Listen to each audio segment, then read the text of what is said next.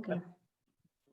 So before we start, I would like to give you a quick introduction about myself. As you know, my name is Riya T. Raju. I have completed my bachelor's in pharmacy from Government Medical College, Alappuzha. And after that, after securing a good rank in NIPER as well as GPAT entrance exam, I pursued my master's in pharmaceutics from Government Medical College, Calicut.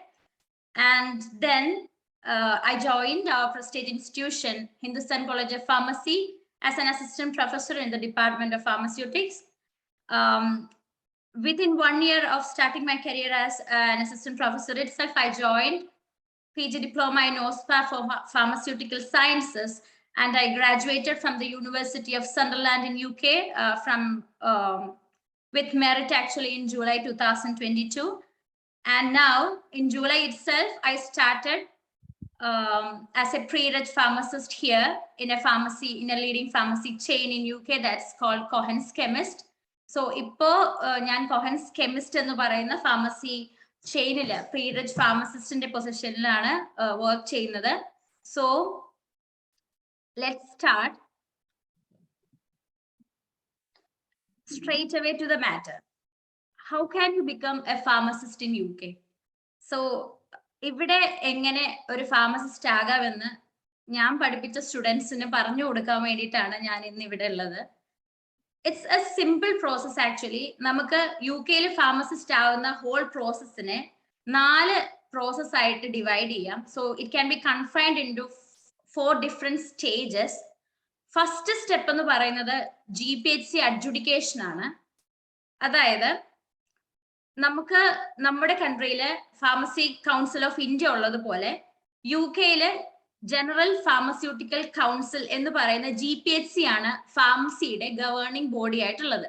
So ഇവിടെയുള്ള ഫാർമസിസ്റ്റുകളെയും pharmacy എന്ന് പറയുന്ന പ്രൊഫഷനെയും regulate ചെയ്യുന്ന UK governing ബോഡിയാണ് GPHC.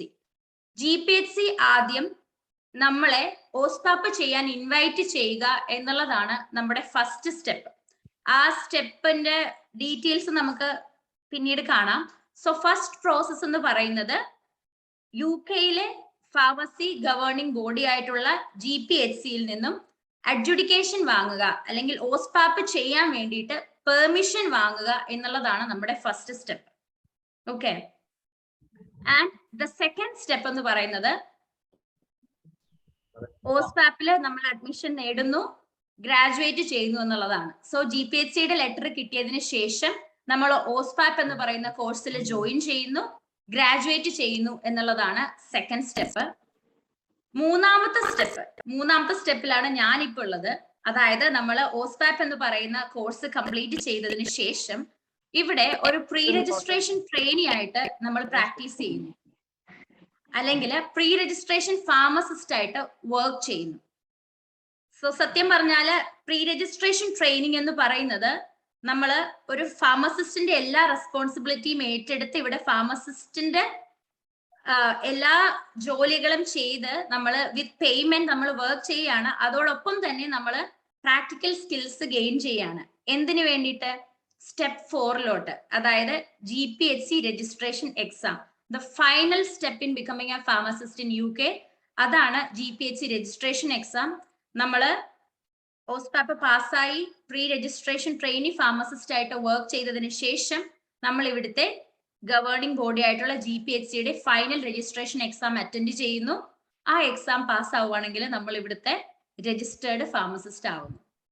It's A very responsible and enjoyable profession out here, I swear. So ഇതാണ് ഓസ്പാപ്പിന്റെ ഒരു process എന്ന് പറയുന്നത്. 4 സ്റ്റെപ്പില് adjudication, graduation, training and then registration exam. So നമുക്കിനി ഓരോ സ്റ്റെപ്പും എങ്ങനെയാണ്, എവിടെ നിന്നാണ് നമ്മളിപ്പം എങ്ങനെയാണ് അപ്ലൈ ചെയ്യേണ്ടത്, എന്തൊക്കെ സർട്ടിഫിക്കറ്റുകളാണ് നമുക്ക് വേണ്ടത് എന്നുള്ള ഒരു ഡീറ്റെയിൽസ് നമുക്ക് നോക്കാം. Very first step GPHC adjudication process. GPHCയുടെ അഡ്ജുഡിക്കേഷൻ കിട്ടാൻ നമുക്ക് അല്ലെങ്കിൽ നിങ്ങൾക്ക് വേണ്ടത് 2 കാര്യങ്ങളാണ്. ഒന്ന്, degree in pharmacy, either it's a B.Pharm or M.Pharm or PharmD, anything. ഈ 3 ഡിഗ്രികളിൽ ഏതെങ്കിലും നിങ്ങൾക്ക് ഉണ്ടാവുക എന്നുള്ളതാണ്. So majority of you are in half way, അതിന്റെ ഒരു പകുതി നിങ്ങൾ പിന്നിട്ട് കഴിഞ്ഞു. ആസ് സൂൺ നിങ്ങളൊരു ബിഫാം ഗ്രാജുവേറ്റ് ആകും. So B Pharm, M Pharm, pharm D ഏതെങ്കിലും ഒരു ഡിഗ്രി ഉണ്ടാവുക എന്നുള്ളതാണ് ആദ്യം വേണ്ടത്. And the second thing that you want to pursue is English proficiency requirement. അതൊരു മസ്റ്റ് ആണ്, ഇംഗ്ലീഷ് പ്രൊഫഷ്യൻസി. ബിക്കോസ് ഏതർ IELTS-ലോ OET-ലോ GPHC പറയുന്ന ക്രൈറ്റീരിയയിലുള്ള ഒരു പ്രൊഫഷ്യൻസി നിങ്ങൾക്ക് ഉണ്ടാവണം.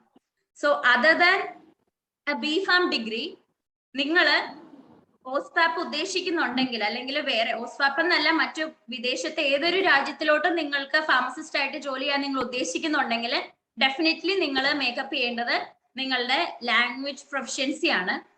സോ IELTS ആയിരുന്നു ഇതിനു മുമ്പ് GPHC അപ്രൂവ് ചെയ്തിട്ടുണ്ടായിരുന്നത്.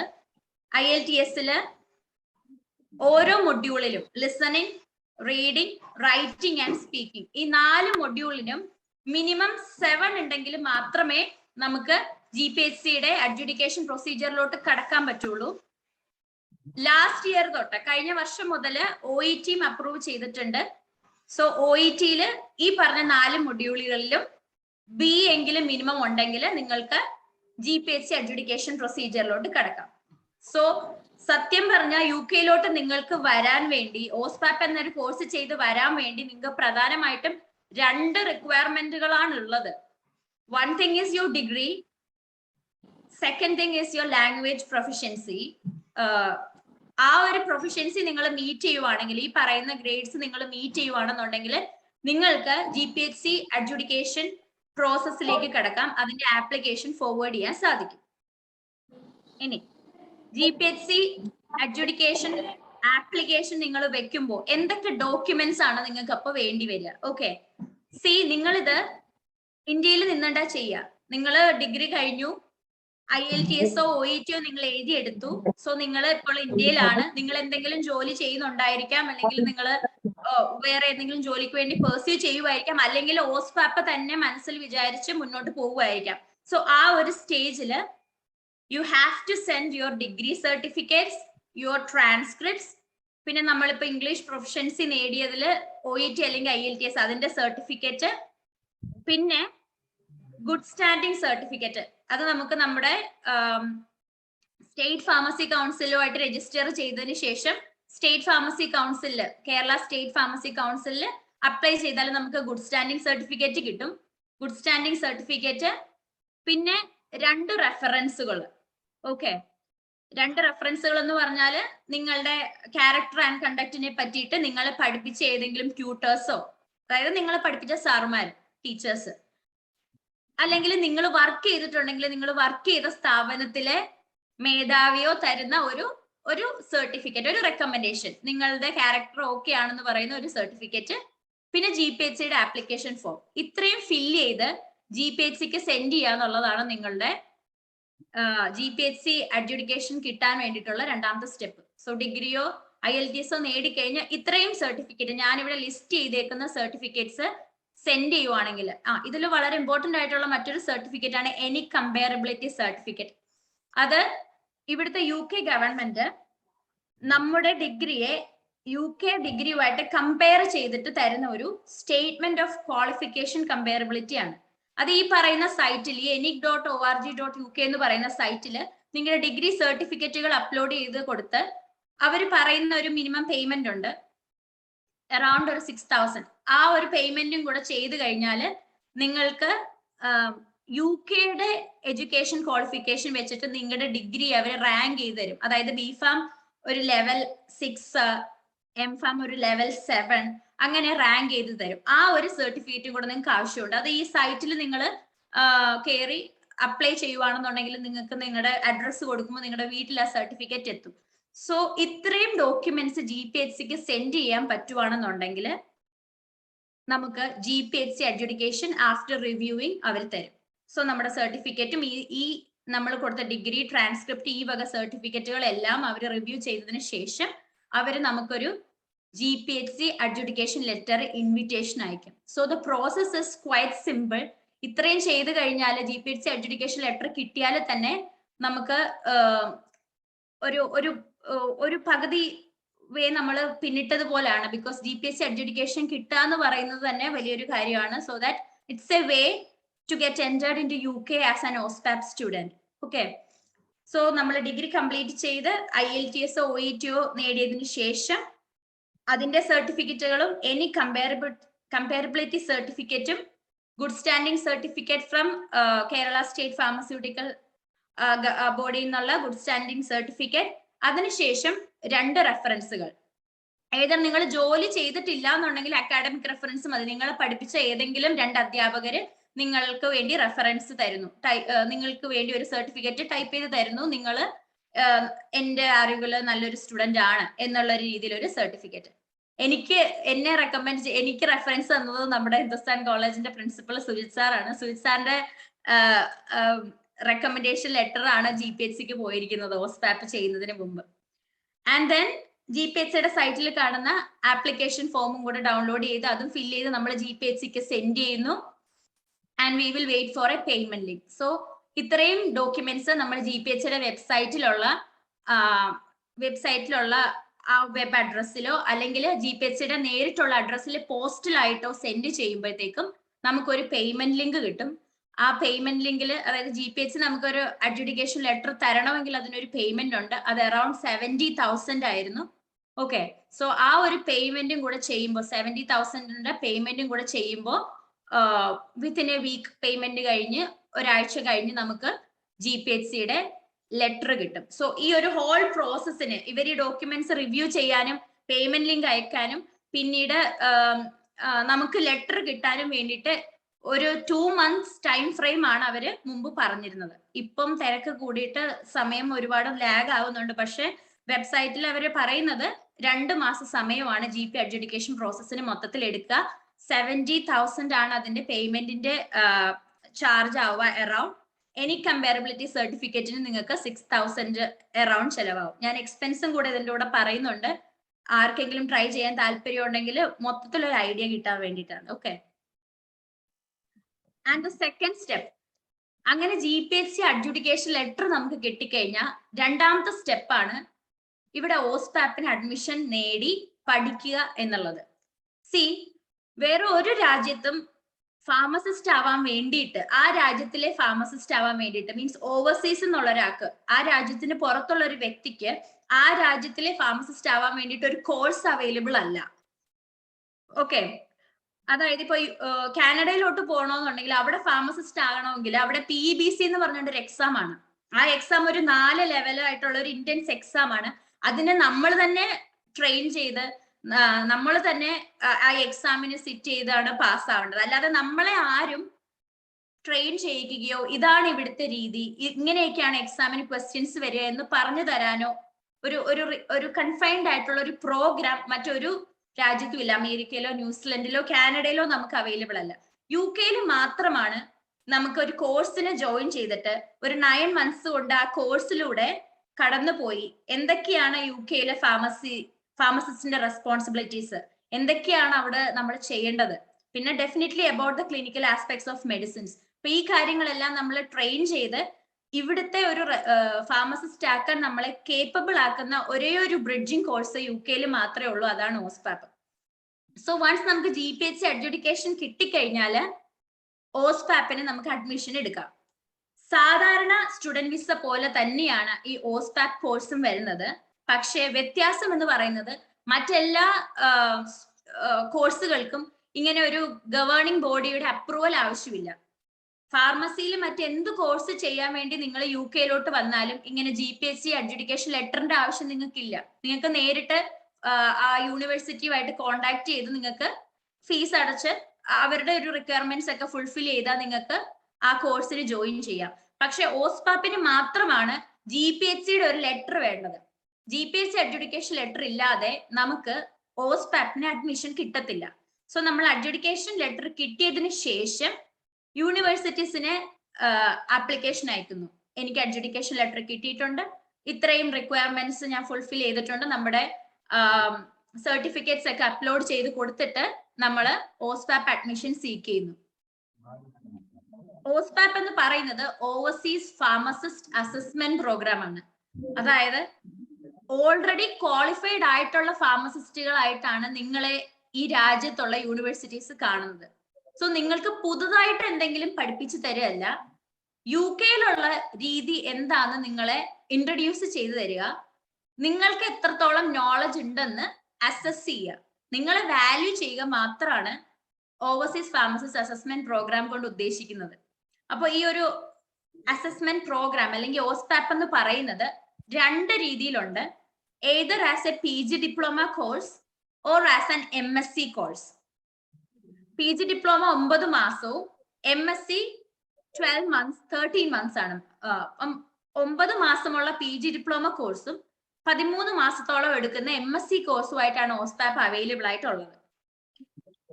ശരിക്കും പറഞ്ഞാൽ ഇന്ത്യയിൽ നിന്ന് വരുന്ന ഒരു സ്റ്റുഡന്റിന് OSPAP ചെയ്യാനാണ് ഉദ്ദേശിക്കുന്നതെങ്കിൽ PG ഡിപ്ലോമ തന്നെ ഞാൻ സജസ്റ്റ് ചെയ്യുള്ളൂ. കാരണം മുൻപ് ഇവിടെ MSc എടുത്ത് വന്നാൽ മാത്രമേ സ്റ്റേ ബാക്ക് കിട്ടത്തുള്ളായിരുന്നു.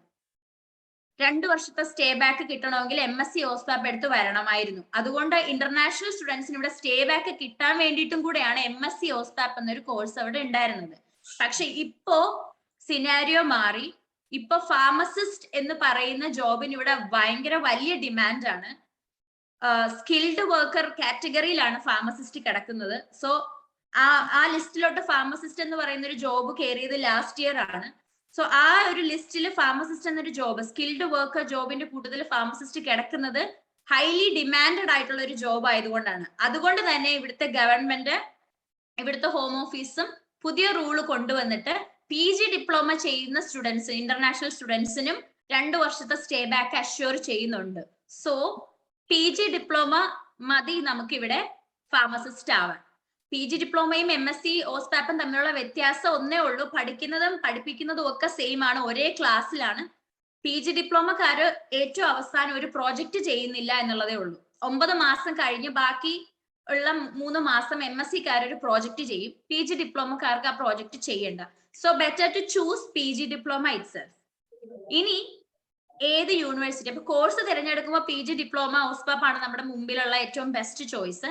അത് കഴിഞ്ഞ് ഏത് യൂണിവേഴ്സിറ്റിയാണ് തിരഞ്ഞെടുക്കേണ്ടത് എന്ന് ചിന്തിക്കുവാണെങ്കിൽ 4 യൂണിവേഴ്സിറ്റി ഉണ്ട് UK-ല്. 4 യൂണിവേഴ്സിറ്റിയേ ഉള്ളൂ. അതും ഇമ്പോർട്ടന്റ് ആണ്. അതായത് ഈ OSPAP എന്ന് പറഞ്ഞ് 1 വർഷം ഓവർസീസ് ആയിട്ടുള്ള ഫാർമസിസ്റ്റിന് ഇവിടെ ഫാർമസിസ്റ്റ് ആക്കുന്ന പ്രോഗ്രാമില് ഒരുപാട് സീറ്റ്സ് അവൈലബിൾ അല്ല. എല്ലാ കോളേജസുകളിലും ഇങ്ങനെ ഒരു ഓപ്ഷൻ ഇല്ല. എല്ലാ യൂണിവേഴ്സിറ്റികളിലും OSPAP എന്ന് പറയുന്ന ഒരു കോഴ്സ് അക്രഡിറ്റഡ് ആയിട്ടില്ല. 4 യൂണിവേഴ്സിറ്റികളിൽ മാത്രമേ ആ കോഴ്സ് ഉള്ളൂ. യൂണിവേഴ്സിറ്റി ഓഫ് സണ്ടർലൻഡ്, അവിടെയാണ് ഞാൻ ഗ്രാജുവേറ്റഡ് ആയത്. Aston university, university of Brighton and university of Hertfordshire. So ഈ 4 യൂണിവേഴ്സിറ്റികളിലും ഇതിൽ ഏറ്റവും കൂടുതൽ സീറ്റ്സ് ഉള്ളത് യൂണിവേഴ്സിറ്റി ഓഫ് സണ്ടർലൻഡിലാണ്. അറൌണ്ട് 120 സീറ്റ്സ് ആയിരുന്നു. ഇപ്പം ഒരുപാട് പേര് വരുന്നതുകൊണ്ട് എക്സ്റ്റെൻഡ് ചെയ്ത് ഇപ്പൊ 130 വരെയൊക്കെ വന്നിട്ടുണ്ട്. അപ്പൊ യൂണിവേഴ്സിറ്റി ഓഫ് സണ്ടർലാൻഡിൽ 130 സീറ്റ്സ്, അവിടെയാണ് ഏറ്റവും കൂടുതൽ. ആസ്റ്റൺ യൂണിവേഴ്സിറ്റിയിൽ അറൌണ്ട് 40-45 സീറ്റ്സ് ഉണ്ട്. സോ ഇങ്ങനെ 4 യൂണിവേഴ്സിറ്റികളാണുള്ളത്. സോ സീറ്റ് നമ്പർ ലിമിറ്റഡ് ആണ്. അപ്പൊ നമ്മള് GPH അഡ്ജുഡിക്കേഷൻ ലെറ്റർ കിട്ടിക്കഴിഞ്ഞാല് യൂണിവേഴ്സിറ്റിയിലോട്ട് ആപ്ലിക്കേഷൻ ഫോർവേഡ് ചെയ്യും, OSPAP ചെയ്യാൻ താല്പര്യം ഉണ്ടെന്ന് പറഞ്ഞിട്ട്. And most important thing, university also should choose you. നമ്മൾ ഈ 4 യൂണിവേഴ്സിറ്റിയിൽ ഏതെങ്കിലും ചൂസ് ചെയ്ത് അവർക്ക് ആപ്ലിക്കേഷൻ കൊടുത്താൽ പോരാ, അവർക്കും നമ്മളെ എടുക്കണമെന്ന് തോന്നണം. സോ അതിന് യൂണിവേഴ്സിറ്റിയുടേതായിട്ടുള്ള പ്രൊസീജിയേഴ്സ് ഉണ്ട്. അവര് സണ്ടർലാൻഡ് യൂണിവേഴ്സിറ്റിയിലാണെങ്കിൽ ഇന്റർവ്യൂസ് ഉണ്ട്, 2 ഇന്റർവ്യൂ ഉണ്ട്, വീഡിയോ ഇന്റർവ്യൂ ആണ്. സോ ആ 2 ഇന്റർവ്യൂസ് ഒക്കെ കഴിഞ്ഞിട്ടേ അവര് ഒരു പർട്ടിക്കുലർ കാൻഡിഡേറ്റിനെ എടുക്കണോ വേണ്ടയോ എന്ന് ഡിസൈഡ് ചെയ്യത്തുള്ളൂ. ബട്ട് ഡെഫിനറ്റ്ലി അതൊന്നും വലിയ ഹെർക്കുലിയൻ ടാസ്ക് അല്ല. നമ്മൾ GPH അഡ്ജുഡിക്കേഷൻ ലെറ്റർ കിട്ടിക്കഴിഞ്ഞാല് ഈ അഡ്മിഷൻ കിട്ടുന്നതൊക്കെ കുറച്ച് ലക്ക് ഫാക്ടറും ഉണ്ട് അതില്. എങ്കിൽ കൂടിയും ഒരുപാട് നമുക്ക് മെന്റൽ സ്ട്രെസ് വേണ്ട കാര്യങ്ങളൊന്നും അല്ല. പിന്നെ ഇപ്പോ സീറ്റ്സ് ഒക്കെ ഈ OSPAP ഒരുപാട് ഫെമിലിയർ ആവുന്നത് കൊണ്ടും ഭയങ്കര പോപ്പുലർ ആവുന്നത് കൊണ്ട് ഒരുപാട് പേര് ഇതിനകത്തോട്ട് അപ്ലൈ ചെയ്യുന്നത് കൊണ്ടും സീറ്റ്സ് വളരെ ലിമിറ്റഡ് ആണ് ഇപ്പോ. അതുകൊണ്ട് നേരത്തെ തന്നെ നമ്മൾ പ്രൊസീജിയേഴ്സ് തുടങ്ങണം. അതായത് ഈ ഒരു സെപ്റ്റംബർ ഇൻടേക്കിൽ കയറാൻ വേണ്ടി നമുക്ക് ജാനുവരിയിൽ പ്രൊസീജിയർ തുടങ്ങിയാലൊന്നും നടക്കുകയില്ല. നമ്മൾ OSPAP മനസ്സിൽ വെക്കുന്നുണ്ടെങ്കിൽ നമ്മളൊരു 1-1.5 വർഷം, മിനിമം ഒരു 1.5 വർഷം മുന്നേ തന്നെ നമ്മൾ മനസ്സിൽ അത് പ്ലാൻ ചെയ്ത് കാര്യങ്ങൾ മൂവ് ചെയ്യണം. സോ നമ്മൾ ഒരു യൂണിവേഴ്സിറ്റി സെലക്ട് ചെയ്യുന്നു, അവിടെ ആപ്ലിക്കേഷൻ കൊടുക്കുന്നു. ഓസ്പാപ്പിൽ നമ്മൾ അഡ്മിഷൻ വാങ്ങുന്നു. ഓസ്പാപ്പ് നമ്മൾ പഠിക്കുന്നു. പ്രധാനമായിട്ടും ഈ ഒരു സ്റ്റേജിൽ പിന്നെ വേണ്ടത് നമ്മൾ ഡെഫിനറ്റ് ആയിട്ടും യൂണിവേഴ്സിറ്റി എക്സാം പാസ്സാവണം എന്നുള്ളതാണ്. ഓക്കെ, സോ സെക്കൻഡ് സ്റ്റേജ് എന്ന് പറയുന്നത് ഓസ്പാപ്പ് അഡ്മിഷൻ വാങ്ങുന്നത് മാത്രമല്ല, the main thing is OSPAP admission കിട്ടി, നമ്മളിവിടെ UK എത്തി, ഈ കോഴ്സ് പഠിച്ച് പാസ്സാവുക എന്നുള്ളതാണ് ഇതിലെ പ്രധാനമായിട്ടുള്ള കാര്യം. പഠിക്കുന്ന എല്ലാവരും പാസ്സാവുന്നില്ല എന്നുള്ള ഒരു വസ്തുതയും മനസ്സിലാക്കണം. അതുകൊണ്ട് തന്നെ ആർക്കും നിങ്ങൾക്ക് ഇവിടെ ഫാർമസിസ്റ്റ് ആകാമെന്ന് അഷ്യൂർ ചെയ്യാൻ പറ്റില്ല. ഇവിടെ വന്നു കഴിഞ്ഞാൽ ഈ ഒരു എക്സാം പാസ്സാവുക എന്നുള്ളത് വളരെ ഇമ്പോർട്ടന്റ് ആണ്. അത് നിങ്ങളുടെ കയ്യിൽ മാത്രമുള്ള കാര്യമാണ്. ഇവരുടെ ഒരു അസസ്മെന്റ് രീതിയൊക്കെ നമ്മുടെ നാട്ടിൽ നിന്നുള്ളതിലൊക്കെ വ്യത്യസ്തമാണ്. അതിൽ എന്തെങ്കിലും നിങ്ങൾക്ക് ഡൗട്ട് ഉണ്ടെങ്കിൽ ചോദിച്ചാൽ ഞാൻ പറയാം. സോ എക്സാം പാസ് ആവുക, ഗ്രാജുവേറ്റ് ആവുക. അങ്ങനെ എക്സാം നമ്മൾ പാസ് ആയി കഴിഞ്ഞാൽ നമ്മുടെ മൂന്നാമത്തെ സ്റ്റെപ്പാണ് പ്രീ രജിസ്ട്രേഷൻ ട്രെയിനിങ്. നമ്മൾ 9 മാസം ഇപ്പൊ പിന്നിട്ട് UK എത്തി. പ്രീ രജിസ്ട്രേഷൻ ട്രെയിനിങ് ഓസ്പാപ്പ് കംപ്ലീറ്റ് ചെയ്തതിനു ശേഷം നമ്മൾ പ്രീ രജിസ്ട്രേഷൻ ട്രെയിനിങ്ങിലോട്ട് കടക്കുന്നു. ഇതാണ് ഓസ്പാപ്പിന്റെ ഒരു പേഴ്സണലി ഞാൻ ഏറ്റവും കൂടുതൽ എൻജോയ് ചെയ്യുന്ന ഫേസ് എന്ന് പറയുന്നത് പ്രീ രജിസ്ട്രേഷൻ ട്രെയിനിങ് ആണ്. വെറും 9 മാസത്തെ കോഴ്സ് അല്ലെങ്കിൽ 9 മാസത്തെ ഒരു പഠനത്തിന് ശേഷം എക്സാമും പാസ്സായി കഴിഞ്ഞാല് നമ്മള് പെട്ടെന്ന് തന്നെ വളരെ ലൈഫ് ചേഞ്ചിങ് ആയിട്ടുള്ള ഒരു സിറ്റുവേഷനിലോട്ടാണ് വരുന്നത്. ഈ പ്രീ രജിസ്ട്രേഷൻ ട്രെയിനിങ്ങില് നമ്മള് UK കമ്മ്യൂണിറ്റി ഫാർമസികളിലോ അല്ലെങ്കിൽ ഹോസ്പിറ്റൽ ഫാർമസികളിലോ അങ്ങനെ ഡിഫറെന്റ് ടൈപ്പ് ഓഫ് ഫാർമസീസ് ഉണ്ട്. ഇവിടെ GP സർജറീസിൽ ഫാർമസികളുണ്ട്. അവിടെയോ നമ്മള് ഒരു റെസ്പോൺസിബിൾ ഫാർമസിസ്റ്റിന്റെ കീഴിൽ, ഒരു ട്യൂട്ടർ ഫാർമസിസ്റ്റിന്റെ കീഴിൽ ഫാർമസിസ്റ്റ് ട്രെയിനി ആയിട്ട് വർക്ക് ചെയ്യുന്നതിനെയാണ് ഈ പ്രീ രജിസ്ട്രേഷൻ ട്രെയിനിങ് എന്ന് പറയുക.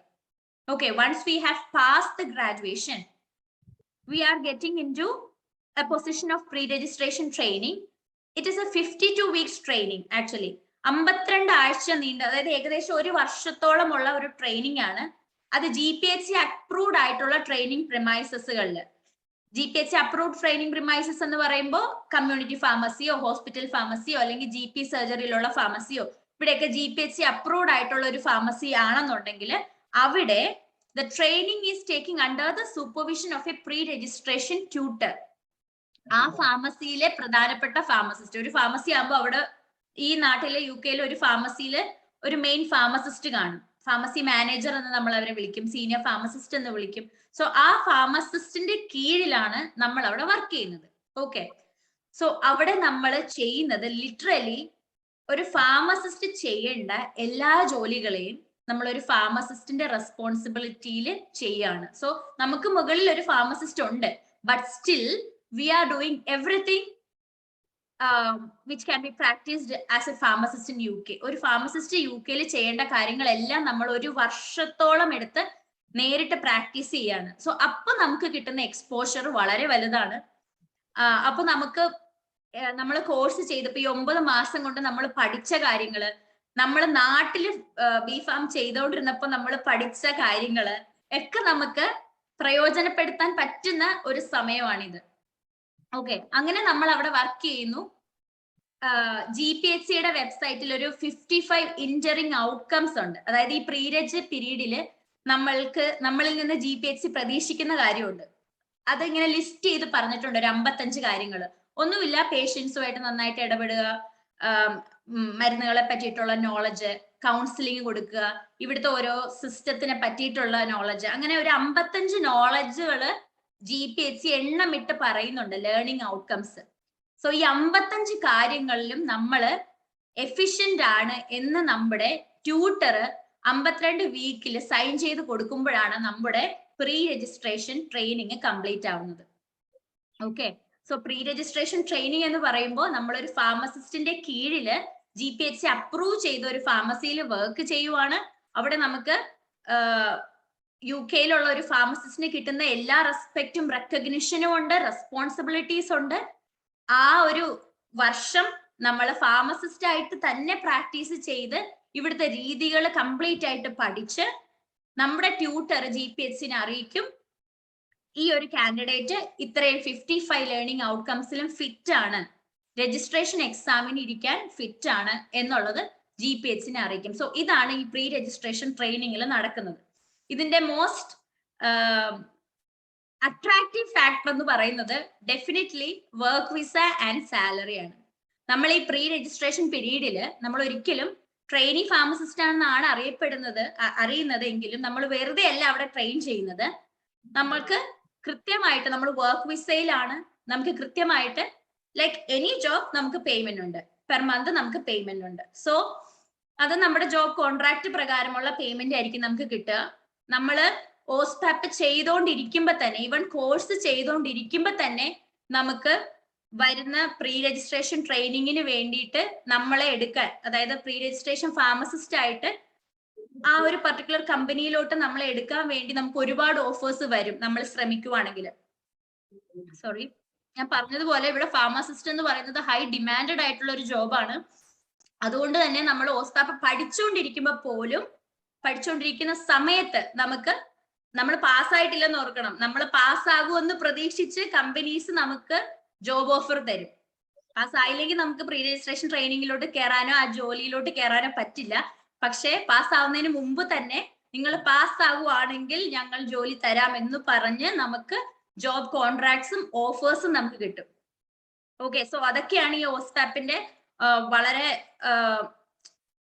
വളരെ അട്രാക്റ്റീവ് ആൻഡ് സേഫ് ആയിട്ടുള്ള ഫാക്ടർ. നമ്മൾ പഠിച്ചുകൊണ്ടിരിക്കുമ്പോൾ തന്നെ നമുക്കറിയാം ഇന്ന കമ്പനിയിൽ നമുക്കൊരു ജോലി ഒഴിഞ്ഞു കിടപ്പുണ്ട്. സോ അതുകൊണ്ട് തന്നെ നമ്മൾ OSPAP ചെയ്യുമ്പോൾ കുറച്ച് കൂടുതൽ പെർസ്യൂ ചെയ്യാൻ ശ്രമിക്കും, സ്ട്രഗിൾ ചെയ്യാൻ ശ്രമിക്കും. കാരണം നമ്മുടെ മുമ്പിൽ ഒരു വഴിയുണ്ട്. സോ അത് നേടണം എന്നുള്ളൊരു ചിന്ത ഉണ്ടാവും.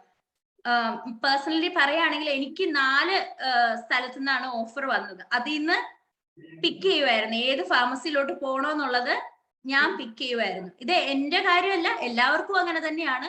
ഒന്നിൽ കൂടുതൽ ഓഫേഴ്സ് എല്ലാവർക്കും കിട്ടും പ്രീ രജിസ്ട്രേഷൻ ട്രെയിനിങ് ചെയ്യാൻ. ആൻഡ് പ്രീ രജിസ്ട്രേഷൻ ട്രെയിനിങ്ങിന്റെ സമയത്ത് നമ്മൾ സ്റ്റുഡന്റ് വിസയിൽ നിന്ന് വർക്ക് വിസയിലോട്ട് മാറുവാണ്. വിസയുടെ സ്പോൺസർഷിപ്പും കാര്യങ്ങളും എല്ലാം നമ്മൾ ഏത് ഫാർമസിയാണ് ചൂസ് ചെയ്യുന്നത് അവർ തന്നെ ബെയർ ചെയ്യും. നമുക്ക് ഒരു എക്സ്പെൻസും ഇല്ല.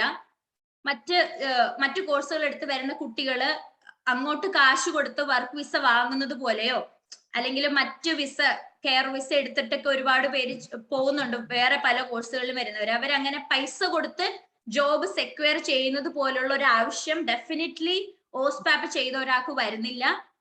We are bombarding with immense of opportunities and all of them, most of the people who are contacting us will be able to sponsor us. നമുക്ക് വർക്ക് വിസ തരാനും സ്പോൺസർഷിപ്പ് തരാനും വേണ്ടിയിട്ട് ഒരുപാട് കമ്പനീസ് ഇവിടെ ഉണ്ട്. സോ അവർ നമ്മുടെ വിസ എക്സ്പെൻസസ് ബെയർ ചെയ്യും. And we are working with salary for 1 year. So ഇങ്ങനെ OSPAPിലൂടെ നമുക്ക് വേണ്ട നോളജ് കിട്ടി. പ്രീ രജിസ്ട്രേഷൻ ട്രെയിനിങ്ങിലൂടെ നമ്മൾ ഒരു വർഷം ഒരു ഫാർമസിയിൽ നിന്ന് ഒരു ഫാർമസിസ്റ്റിന് വേണ്ട എല്ലാ കോൺഫിഡൻസും നമുക്ക് കിട്ടി. എങ്ങനെയാണ് പേഷ്യന്റിനെ ഡീൽ ചെയ്യേണ്ടത്, ഇവിടെ ഒരുപാട് സ്കീംസ് ഉണ്ട്. NMS സ്കീംസ് എന്നൊക്കെ പറഞ്ഞിട്ട് നമ്മൾ പേഷ്യന്റുമായിട്ട് ഡയറക്റ്റ് ഇന്ററാക്ഷൻ വളരെ കൂടുതലാണ്. ഇവിടെ ഡയറക്റ്റ് കൺസൾട്ടേഷൻ ഉണ്ട്. നമ്മൾ ഫാർമസിയിൽ നമുക്ക് നേരിട്ട് പേഷ്യന്റ് ഡയറക്റ്റ് ആയിട്ട് കൺസൾട്ട് ചെയ്ത് നമുക്ക് മെഡിക്കേഷൻ കൊടുക്കാൻ പറ്റും. സോ അങ്ങനെ ഒരുപാട് കാര്യങ്ങൾ ഇവിടെ ഉണ്ട്. ഇവിടെ മൈനർ എയിൽമെന്റ് സ്കീം എന്നൊക്കെ പറഞ്ഞ ഒരു സ്കീം ഉണ്ട്. ആ സ്കീം പ്രകാരം നേരിട്ട് ഒരു പേഷ്യന്റ് വന്ന് ഫാർമസിസ്റ്റുമായിട്ട് കൺസൾട്ട് ചെയ്ത് നമ്മുടെ PGD പ്രകാരം ഒരു സെറ്റ് ഓഫ് മരുന്നുകളുണ്ട്. ആ മരുന്നുകളിൽ നിന്ന് ഏത് വേണമെങ്കിലും നമുക്ക് പ്രിസ്ക്രൈബ് ചെയ്ത് നമുക്ക് കൊടുക്കാൻ പറ്റും. സോ ഇങ്ങനെയുള്ള പ്രൊസീജിയറുകളൊക്കെ ഇവിടെ നടക്കുന്നുണ്ട്. സോ ഇതൊന്നും നമുക്ക് നമ്മുടെ നാട്ടിലെ ഇപ്പോഴത്തെ നിലവിലുള്ള ഒരു സാഹചര്യം വെച്ചിട്ട് നമ്മുടെ അറിവ് വെച്ചിട്ട് നമുക്ക് ഒരിക്കലും ഈ ഒരു രീതിയിലോട്ട് വരാനുള്ള ഒരു കേപ്പബിലിറ്റി നമ്മുടെ നാട്ടിലെ ഒരു ബിഫാം പഠിച്ച ഒരു കുട്ടിക്കുണ്ടോ എന്നുള്ളത് സംശയമാണ്. ഡെഫിനറ്റ്ലി എനിക്കില്ലായിരുന്നു. പക്ഷെ അത് നമ്മൾ ഈ പ്രീ രജിസ്ട്രേഷൻ ട്രെയിനിങ്ങിൽ ഈ ഒരു വർഷം മൊത്തം ഈ ഫാർമസിയിൽ നിന്ന് നമ്മൾ പേഷ്യൻസുമായിട്ട് ഇന്ററാക്ട് ചെയ്യുമ്പോൾ പിന്നെ OSPAPിൽ നിന്ന് കിട്ടിയ അറിവ് വെച്ചിട്ട് നമ്മൾ ആ ഒരു രീതിയിലോട്ട് നമുക്ക് ഉയരാൻ പറ്റും. നമ്മുടെ നോളജ് അത്രയും മേളിലോട്ട് നമുക്ക് എത്തിക്കാൻ പറ്റും. സോ ഇതെല്ലാം കഴിഞ്ഞിട്ടാണ് ലാസ്റ്റ് സ്റ്റെപ്പ് വരുന്നത് GPHC registration exam. Okay, so once നമ്മള് ഈ 52 വീക്കിലുള്ള പ്രീ രജിസ്ട്രേഷൻ ട്രെയിനിങ്ങും പാസ്സായതിനു ശേഷമാണ് നമ്മൾ GPHC രജിസ്ട്രേഷൻ എക്സാമിലോട്ട് ഇരിക്കുന്നത്. ഇതാണ് ലാസ്റ്റ് സ്റ്റെപ്പ്. ഓക്കെ, സോ ഇതുവരെ നമ്മൾ കടന്നു വന്ന വഴി നോക്കുമ്പോൾ ഇത് ജസ്റ്റ് ഒരു എക്സാം മാത്രമാണ്. ബട്ട് ഇതാണ് നമ്മുടെ ഏറ്റവും വെരി ലാസ്റ്റ് സ്റ്റെപ്പ്. ഇത് കഴിഞ്ഞാലേ നമുക്ക് ഇവിടെ രജിസ്റ്റേർഡ് ഫാർമസിസ്റ്റ് എന്ന് പറയാൻ പറ്റുള്ളൂ. ഇപ്പൊ ഞാൻ ഈ ഒരു എക്സാമിന് നോക്കിയിരിക്കുന്ന ആളാണ്. നെക്സ്റ്റ് ജൂലൈയിലായിരിക്കും എനിക്ക് എക്സാം വരിക. കാരണം ഈ ജൂലൈയിലാണ് ഞാൻ പ്രീ രജിസ്ട്രേഷൻ ട്രെയിനിങ് സ്റ്റാർട്ട് ചെയ്തത്. കമ്മിങ് ജൂലൈ ആകുമ്പോൾ 1 year ആവും. ആ സമയത്ത് GPHC രജിസ്ട്രേഷൻ എക്സാം ഉണ്ട്. സോ അതെനിക്ക് രജിസ്റ്റർ ചെയ്യാൻ പറ്റും. പ്രീ രജ് പീരീഡിൽ തന്നെ നമുക്ക് രജിസ്ട്രേഷൻ എക്സാമിന് വേണ്ടിയിട്ട് രജിസ്റ്റർ ചെയ്യാൻ പറ്റും. അങ്ങനെ എന്റെ ട്യൂട്ടർ ഹോപ്പ്ഫുള്ളി ഞാൻ എലിജിബിൾ ആണ്, ഈ GPHC പറഞ്ഞ 55 ഇന്ററിംഗ് ഔട്ട്കംസും ഒക്കെ ഉണ്ടെന്ന് പറഞ്ഞ് GPHCക്ക് ലെറ്റർ ഫോർവേഡ് ചെയ്യുമ്പോൾ എനിക്ക് GPHC രജിസ്ട്രേഷൻ എക്സാമിന് ഇരിക്കാൻ പറ്റും. ഓക്കെ, സോ ഈ GPHC രജിസ്ട്രേഷൻ എക്സാം എന്ന് പറയുന്നത് UK-ല് ബിഫാം അല്ല, ഇവിടെ എംഫാം ആയിട്ടാണുള്ളത്. അപ്പം UK-ല് ഫാർമസി പഠിച്ച വിദ്യാർത്ഥികൾക്കും ഓസ്പാപ്പ് ചെയ്തു വന്ന വിദ്യാർത്ഥികൾക്കും ഒരു സ്റ്റാൻഡേർഡ് ആണ്. എല്ലാവർക്കും GPHC പറയുന്ന ഒരു ഫാർമസിസ്റ്റിന്റെ സ്റ്റാൻഡേർഡ് ഉണ്ട് എന്ന് ഉറപ്പാക്കാൻ വേണ്ടിയിട്ടുള്ള ഒരു യുണീക്ക് ആയിട്ടുള്ള ഒറ്റ ഒരു എക്സാം ആണ് GPHC രജിസ്ട്രേഷൻ എക്സാം. സോ അതിൽ ഓസ്പാപ്പ് കഴിഞ്ഞ് വന്ന സ്റ്റുഡൻസ് മാത്രമല്ല, ഈ UK-ലുള്ള ഹോം സ്റ്റുഡൻസ് ഉണ്ടല്ലോ, ഈ ഓസ്പാപ്പ് വിദേശത്തുനിന്ന് വരുന്ന കുട്ടികൾക്ക് ചെയ്യാനുള്ള കോഴ്സാണ്. UK-ൽ തന്നെ ഫാർമസി പഠിച്ച ഒരു സ്റ്റുഡന്റിനും GPHC രജിസ്ട്രേഷൻ എക്സാം ഉണ്ട്. ഓസ്പാപ്പ് കഴിഞ്ഞ് വന്ന ഒരു സ്റ്റുഡന്റിനും GPHC രജിസ്ട്രേഷൻ എക്സാം ഉണ്ട്. ഓക്കെ, സോ ഈ എക്സാം എല്ലാവർക്കും ഒരുപോലെയാണ്. എല്ലാ വർഷവും വർഷത്തിൽ 2 തവണ, ആക്ച്വലി വർഷത്തിൽ 2 തവണ അവർ ഇത് നടത്തുന്നുണ്ട്. സോ ഒരു minimum standard of ability meet ചെയ്യുന്നുണ്ടോ എന്ന് ഉറപ്പാക്കാൻ വേണ്ടിയിട്ടാണ് GPHC രജിസ്ട്രേഷൻ എക്സാം. അതിൽ 2 പാർട്ടായിട്ടാണ് ആ ഫൈനൽ എക്സാം വരുന്നത്. ഒന്ന് കാൽക്കുലേഷൻ എക്സാം ആണ്, ഫാർമസ്യൂട്ടിക്കൽ കാൽക്കുലേഷൻ ആണ് അതിൽ വരുന്നത്. സത്യം പറഞ്ഞാൽ യൂണിവേഴ്സിറ്റിയിൽ ഓസ്പാപ്പ് ചെയ്യുമ്പോഴും നമുക്ക് കാൽക്കുലേഷൻ എക്സാം ഉണ്ട്. അതൊരു വലിയ ബുദ്ധിമുട്ടുള്ള ടാസ്ക് ആയിട്ട് എനിക്ക് തോന്നിയിട്ടില്ല. നമ്മൾ പ്രാക്ടീസ് ചെയ്യുവാണെങ്കിൽ കാൽക്കുലേഷൻ എക്സാംസ് ഫൈൻ ആണ്. കാൽക്കുലേഷൻ എക്സാം നമുക്ക് എളുപ്പം പാസ്സാവാൻ പറ്റും. പാർട്ട് 2 ആണ് 120 ക്വസ്റ്റ്യൻസ് ഉള്ള ക്ലിനിക്കൽ ക്വസ്റ്റ്യൻസ്, അല്ലെങ്കിൽ ഇവിടുത്തെ ഇവിടുത്തെ നിയമങ്ങളും നമ്മുടെ ക്ലിനിക്കൽ ആയിട്ടുള്ള അറിവും നമ്മൾ നോക്കുന്ന ഒരു പാർട്ട് 2 ഉണ്ട്. അതാണ് വളരെ ഇമ്പോർട്ടന്റ് ആയിട്ട് നമ്മൾ ഫോക്കസ് ചെയ്യേണ്ട ഒരു എക്സാം. ഈവൻ ഓസ്പാപ്പ് കോഴ്സ് ചെയ്യുമ്പോഴും ഒരു ക്ലിനിക്കൽ സൈഡാണ് നമ്മൾ കൂടുതലായിട്ട് ഫോക്കസ് ചെയ്യേണ്ടത്. സോ ആ 120 ക്വസ്റ്റ്യൻസും ഈ ഡിസ്ക്രിപ്റ്റീവ് ടൈപ്പ് ക്വസ്റ്റ്യൻസ് ഒന്നും അല്ല, എല്ലാം MCQ ആണ്. ലൈക്ക് ബെസ്റ്റ് ചോയ്സ് സെലക്ട് ചെയ്യുന്ന ക്വസ്റ്റ്യൻസ് ആണ്. പിന്നെ എക്സ്റ്റെൻഡഡ് മാച്ചിങ് പോലത്തെ ക്വസ്റ്റ്യൻസും ഉണ്ട്. സോ ഡിസ്ക്രിപ്ഷൻ ടൈപ്പ് ക്വസ്റ്റ്യൻസ് അല്ല, 120 ക്വസ്റ്റ്യൻസിൽ MCQവും എക്സ്റ്റെൻഡഡ് മാച്ചിങ് ക്വസ്റ്റ്യൻസും ആണ് ഉള്ളത്. ഇനി എങ്ങാനും നമ്മൾ GPHC രജിസ്ട്രേഷൻ എക്സാം എഴുതി നമ്മൾ ഫെയിൽ ആകുവാണെങ്കിൽ ഡെഫിനറ്റ്ലി നമുക്ക് അടുത്ത അറ്റംപ്റ്റ് ഉണ്ട്. സോ 3 അറ്റംപ്റ്റ്സ് ഇവിടെ പോസിബിൾ ആണ്. ഓക്കെ, സോ ഫെയിൽ ആവുക എന്നുള്ളത് അല്ല നമ്മുടെ മുമ്പിലുള്ള കാര്യം. പക്ഷെ ഡെഫിനറ്റ്ലി പ്രീ രജ് കഴിഞ്ഞ് ഓസ്പാപ്പ് കഴിഞ്ഞ് പ്രീ രജ് കഴിഞ്ഞ് GPHC രജിസ്ട്രേഷൻ എക്സാം എഴുതി ഫസ്റ്റ് അറ്റംപ്റ്റിൽ പാസ് ആയില്ലെങ്കിൽ പിന്നെ നമുക്ക് 2 അറ്റംപ്റ്റും കൂടെ ഉണ്ട്. സോ ഇതെല്ലാം GPHC പറയുന്നത് ഒരു ടൈം ഫ്രെയിം ഉണ്ട്. ഓസ്പാപ്പിന് ജോയിൻ ചെയ്ത് 4 വർഷത്തിനുള്ളിൽ നമ്മൾ രജിസ്ട്രേഷൻ എക്സാം കംപ്ലീറ്റ് ചെയ്യണമെന്നാണ് പറയുന്നത്. അതുകൊണ്ടാണ് 3 അറ്റംപ്റ്റ് എന്ന് പറയുന്നത്. നമുക്ക് ഓസ്പാപ്പ് കഴിഞ്ഞ് പ്രീ രജും കഴിഞ്ഞ് പിന്നെ ഈ 4 വർഷമാകാൻ പിന്നെ 3 അറ്റംപ്റ്റുകളെ മിച്ചമുള്ളൂ. വർഷത്തിൽ 2 എക്സാം ഇത് അവർ നടത്തും. സോ 4 വർഷം കൊണ്ട് നമുക്ക് GPHC രജിസ്ട്രേഷൻ എക്സാം എഴുതിയെടുക്കാം ഓസ്പാപ്പിന് ജോയിൻ ചെയ്ത്. ഓക്കെ, സോ ഫസ്റ്റ് സിറ്റിൽ തന്നെ പാസ് ആവുകയാണെങ്കിൽ ഓസ്പാപ്പും കഴിഞ്ഞ് 1 വർഷം പ്രീ രജും കഴിഞ്ഞ് നമ്മൾ അടുത്ത വർഷം ഇവിടുത്തെ ഫാർമസിസ്റ്റ് ആവും. ഓസ്പാപ്പ് കഴിയുന്നതോടുകൂടി തന്നെ നമ്മൾ സാലറി വാങ്ങുന്ന പ്രീ രജ് ഫാർമസിസ്റ്റ് ആവും, വർക്ക് വിസയിലാകും. അതിനുശേഷം GPHC രജിസ്ട്രേഷൻ എക്സാമും കൂടെ പാസ്സായാൽ നമ്മൾ ഇവിടുത്തെ രജിസ്റ്റേർഡ് ഫാർമസിസ്റ്റ് ആവും. ഓക്കെ, സോ രജിസ്ട്രേഷൻ പ്രോസസ് എന്ന് പറഞ്ഞാൽ ഈ എക്സാം പാസ്സായി നമ്മൾ പ്രീ രജ് ചെയ്യുമ്പോൾ തന്നെ ഒരു 49 വീക്ക്, ഞാൻ പറഞ്ഞു 52 വീക്കാണ്, 52 വീക്സ് ആണ് പ്രീ രജിസ്ട്രേഷൻ പീരീഡ്. അതിലൊരു 14 ആണ്. അത് തീരാറാകുന്ന സമയത്ത് നമ്മുടെ last end of the training ആവുമ്പോൾ തന്നെ നമുക്ക് ഫാർമസിസ്റ്റ് ആയിട്ട് രജിസ്റ്റർ ചെയ്യാനുള്ള ആപ്ലിക്കേഷനും രജിസ്ട്രേഷൻ എക്സാമിന് സിറ്റ് ചെയ്യാനുള്ള ആപ്ലിക്കേഷൻ നമുക്ക് ഫോർവേഡ് ചെയ്യാം. അങ്ങനെ ആപ്ലിക്കേഷൻ നമ്മൾ ഫോർവേഡ് ചെയ്യുമ്പോൾ അവർ ഹോൾഡ് ചെയ്ത് വെക്കും ആപ്ലിക്കേഷൻ. എന്നിട്ട് നമ്മൾ 52 വീക്ക് ട്രെയിനിങ്ങും കംപ്ലീറ്റ് ചെയ്ത് എക്സാമും പാസ്സായി കഴിയുമ്പോൾ നമ്മൾ ഇവിടുത്തെ രജിസ്റ്റേർഡ് ഫാർമസിസ്റ്റ് ആയിട്ട് മാറും. ഓക്കെ, സോ ഇതാണ് മൊത്തത്തിലുള്ള ഒരു പ്രൊസീജിയർ എന്ന് പറയുന്നത്. സോ GPHC അഡ്ജുഡിക്കേഷനിൽ തുടങ്ങുന്ന procedure first step GPHC adjudication. ഓസ്പാപ്പിൽ അഡ്മിഷൻ കിട്ടുന്നു. ഇവിടെ നമ്മൾ പഠിക്കുന്നു, 9 മാസം നമ്മൾ പഠിക്കുന്നു. യൂണിവേഴ്സിറ്റിയുടെ എക്സാംസ് എഴുതി നമ്മൾ ഗ്രാജുവേറ്റ് ആകുന്നു. ആ ഗ്രാജുവേഷന് ശേഷം നമ്മൾ പ്രീ രജിസ്ട്രേഷൻ ട്രെയിനിങ്ങിന് കയറുന്നു. 1 വർഷം നമ്മൾ ട്രെയിനി ഫാർമസിസ്റ്റ് ആയിട്ട് വർക്ക് ചെയ്യുന്നു. സോ വർക്ക് ചെയ്ത എക്സ്പീരിയൻസ് നമുക്കുണ്ട്, പഠിച്ച കാര്യങ്ങൾ നമുക്കുണ്ട്. ഇതെല്ലാം വെച്ചുകൊണ്ട് നമ്മൾ GPHC exam, the final stage, 4th stage GPHC exam, അതിന് സിറ്റ് ചെയ്യുന്നു.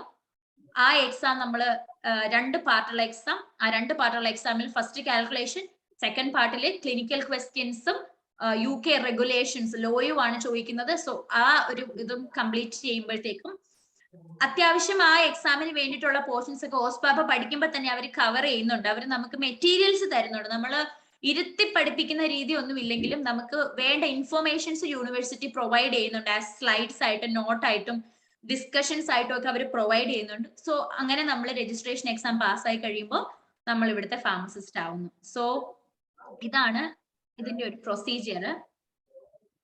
പിന്നെ ഓസ്പാപ്പ് അല്ലാതെ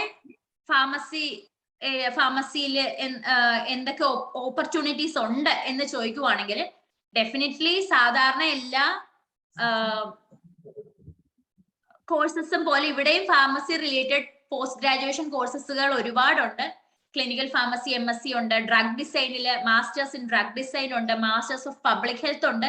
സോ ഇതൊക്കെ ഒരു ഓപ്ഷൻ ആണ്. പക്ഷെ ഈ ഒരു ഓപ്ഷനും ഇപ്പൊ ഇവിടെ ഡിസ്പ്ലേ ചെയ്തേക്കുന്ന കോഴ്സുകൾ പല യൂണിവേഴ്സിറ്റീസ് പ്രൊവൈഡ് ചെയ്യുന്ന ഫാർമസി കോഴ്സുകളാണ്. നിങ്ങൾക്ക് BPharm കഴിഞ്ഞിട്ട് ഈ അഡ്ജുഡിക്കേഷൻ ഒന്നും ഓസ്പാപ്പിന് നിങ്ങൾക്ക് താല്പര്യമില്ല എന്നുണ്ടെങ്കിൽ നിങ്ങൾക്ക് ജസ്റ്റ് ഫീസ് പേ ചെയ്ത് നിങ്ങളുടെ ഡിഗ്രി സർട്ടിഫിക്കറ്റും ഒക്കെ വെച്ച് അപ്ലൈ ചെയ്താൽ നിങ്ങൾക്ക് ഈ കോഴ്സിനൊക്കെ അഡ്മിഷൻ കിട്ടും. പക്ഷെ ഈ ഒരു കോഴ്സുകൾക്ക് നമ്മൾ അപ്ലിക്കേഷൻ കൊടുത്ത് അഡ്മിഷൻ കിട്ടിയാലും പഠിച്ചു കഴിഞ്ഞാൽ ഇത് കഴിഞ്ഞ് എന്ത് എന്നുള്ളത് നിങ്ങളുടെ മാത്രം റെസ്പോൺസിബിലിറ്റി ആണ്. ഇത് കഴിഞ്ഞാൽ ജോബ് ഇന്നടുത്ത് ജോബ് കിട്ടുമെന്ന് പർട്ടിക്കുലർലി നമുക്ക് പറയാൻ പറ്റില്ല. And none of these courses leads to the registration as a pharmacist. ഈ ഒരു കോഴ്സ് ചെയ്താലും നിങ്ങൾക്ക് ഇവിടെ ഫാർമസിസ്റ്റ് ആവാൻ പറ്റത്തില്ല. ഓസ്പാപ്പ് ചെയ്തെങ്കിൽ മാത്രമേ നിങ്ങൾക്ക് ഇവിടെ ഫാർമസിസ്റ്റ് ആവാൻ പറ്റുള്ളൂ. സോ ഈ കോഴ്സുകളൊക്കെ ചെയ്താൽ നിങ്ങൾക്ക് ഇപ്പൊ മാസ്റ്റേഴ്സ് ഇൻ ഡ്രഗ് ഡിസൈൻ ഒക്കെ ചെയ്താൽ ഇവിടെ ഒരുപാട് മാനുഫാക്ചറിങ് കമ്പനീസ് ഉണ്ട്. അവിടെ നിങ്ങൾക്ക് ജോലി വാങ്ങാം.